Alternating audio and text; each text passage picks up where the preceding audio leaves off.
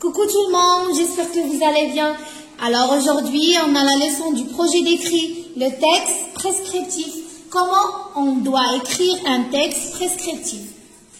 Alors, la définition. Le texte prescriptif est un texte dans lequel quelqu'un donne des conseils ou fait des recommandations. Un texte prescriptif sert à donner. Donc, à quoi sert un texte prescriptif? Donc, à donner des conseils, on donne des conseils, ou bien on donne des ordres, ou bien des indications. Alors, par exemple, un texte prescriptif, une ordonnance d'un médecin. Ordonnance d'un médecin, c'est un texte prescriptif. Une recette d'un chef est un texte prescriptif. Alors, quelles sont les caractéristiques d'un texte prescriptif? Premièrement, fréquence de la deuxième personne du singulier ou du pluriel. Deuxième personne du singulier, tu. Et deuxième personne du pluriel, c'est vous. Alors, deuxièmement, on emploie l'impératif du futur, parfois. Alors, l'emploi de l'impératif du futur, ou bien parfois de l'infinitif. D'accord? L'expression de l'obligation. Il faut, on doit. Par exemple, il faut faire du sport. On doit manger les légumes et les fruits. Donc, c'est l'obligation. Donc, c'est obligé. On utilise les deux verbes. Les verbes devoir ou bien falloir.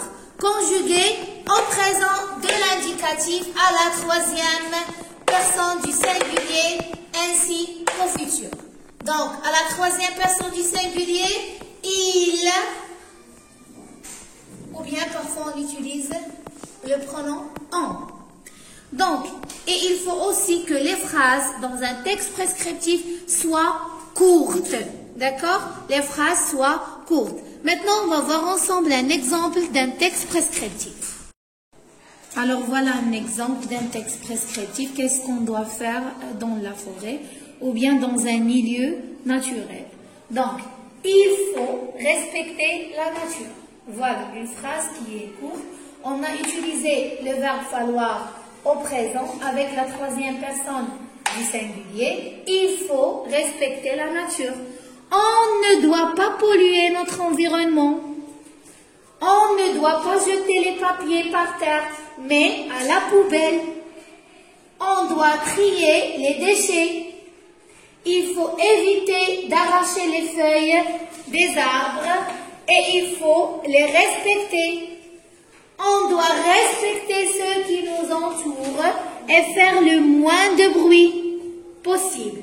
Donc voilà ce forme des conseils ou bien des ordres afin de respecter un milieu naturel. J'espère que vous avez bien compris la leçon de projet d'écrit. Merci beaucoup pour votre attention et je voulais vraiment remercier mes abonnés. Au revoir.